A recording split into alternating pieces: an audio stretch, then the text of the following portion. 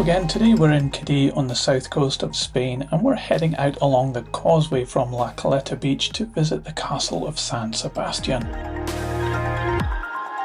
This causeway that links the island to Cádiz was built in 1860, but the history of the castle goes way back longer than that. I'll tell you a potted history of the castle in this video and show you around what you can see if you're interested in visiting this historic site yourself.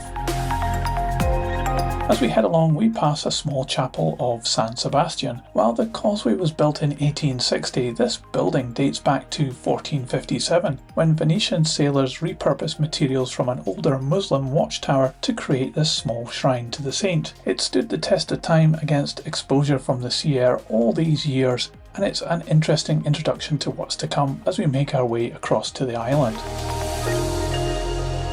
So here we are passing through the gatehouse and onto the island itself. Welcome to the castle of San Sebastian, and one thing you'll notice straight away is that it's very much less developed as a tourist attraction than other historic sites, such as the castle of Santa Catarina across the bay, another defensive castle built around the same time as San Sebastian.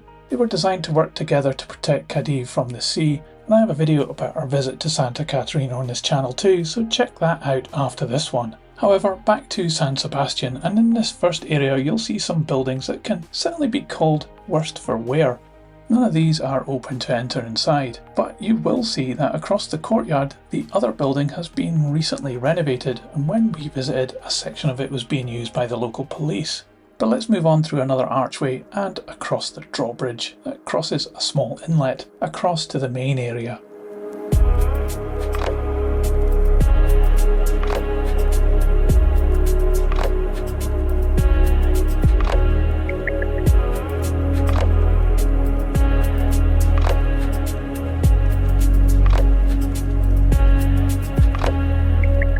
The history of San Sebastian goes way back to around 1100 BCE when the Phoenicians who founded Cádiz had built a temple here, and it saw continued use through the Carthaginian period right to Roman times, who it seems were the first to fortify the island. But after the fall of the Roman Empire, throughout the following Islamic period it was further developed, with a mosque and fortified tower being added.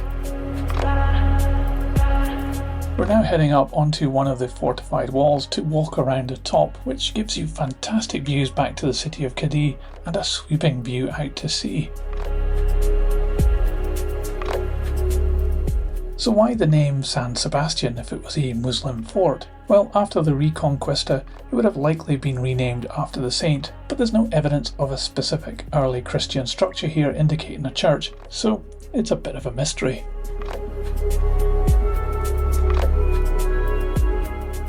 And also the structure we're walking on now was actually constructed from around 1760 onwards under King Philip V following the War of the Spanish Succession.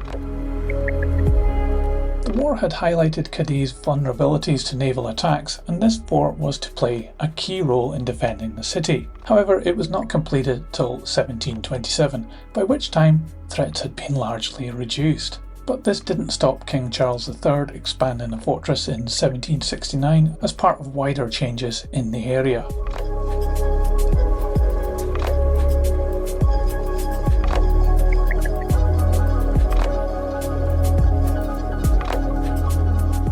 Fast forward to 1908 and a lighthouse that you can't fail to miss was constructed in a style that looks like Jules Verne or steampunk. It's really quite cool and still operational today. In more modern times the military use of this castle declined significantly, especially after World War II, and by the 1970s it was largely decommissioned.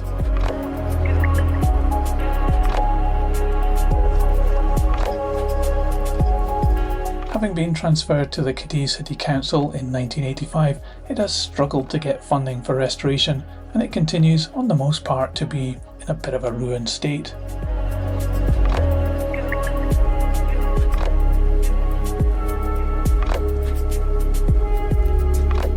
But its iconic look was identified as a good filming location, and in the James Bond film Die Another Day released in 2002, there are a number of shots featuring the castle and the lighthouse.